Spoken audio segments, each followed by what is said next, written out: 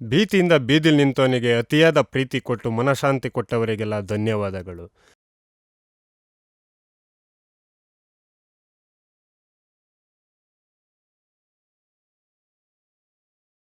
ಕಾಲೆಳೆದ ಸ್ನೇಹಿತರೆ, ಪುಂಡ ಪೋಕರೆ ಎಂದುಕೊಂಡ ಅಕ್ಕಪಕ್ಕದ ಪ್ರಜೆಗಳೇ, ಮಲಗೋಕ್ ಜಾಗ ಇಲ್ಲದೆ ಉಣ್ಣೋಕ್ ಊಟ ಇಲ್ದಂಗೆ ಮಾಡಿದ ಓ ದೇವರೇ, ನೀವು ಮಾಡಿರೋ ಅವಮಾನ, ಕೊಟ್ಟಿರೋ ಕಷ್ಟಗಳನ್ನೆಲ್ಲ ಸಹಿಸಿಕೊಂಡು ಹಠ ಬಿಡದೆ ಮುನ್ನುಗ್ಗುತ್ತಿದ್ದೇವೆ. ಇನ್ಮೇಲಾದರೂ ನಿಮ್ಮ ಕೆಟ್ಟ ಚಟಗಳನ್ನು ಬಿಟ್ಟು ನಮ್ಮ ದಿಟ್ಟ ಹಠಕ್ಕೆ ನಿಮ್ಮ ದಿಟವಾದ ಸ್ಪಷ್ಟವಾದ ಬೆಂಬಲವನ್ನು ಕೊಟ್ಟು ಮನಸ್ಸಾರೆ ಬೆನ್ನು ತಟ್ಟಿ ನಮ್ಮನ್ನು ಗಟ್ಟಿಗೊಳಿಸಿ.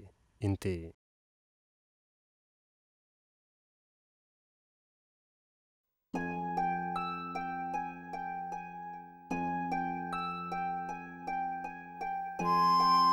Hi, doctor. Hello, doctor. How are you? Fine. Is he a patient? Yes, doctor.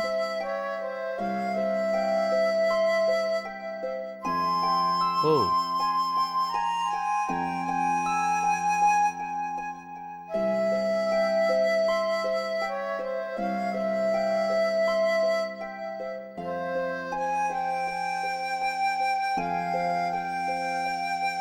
Doctor, why this happens only in India?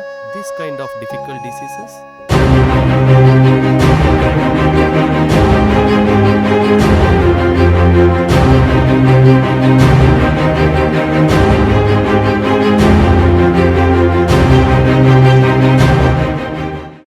Oh shit!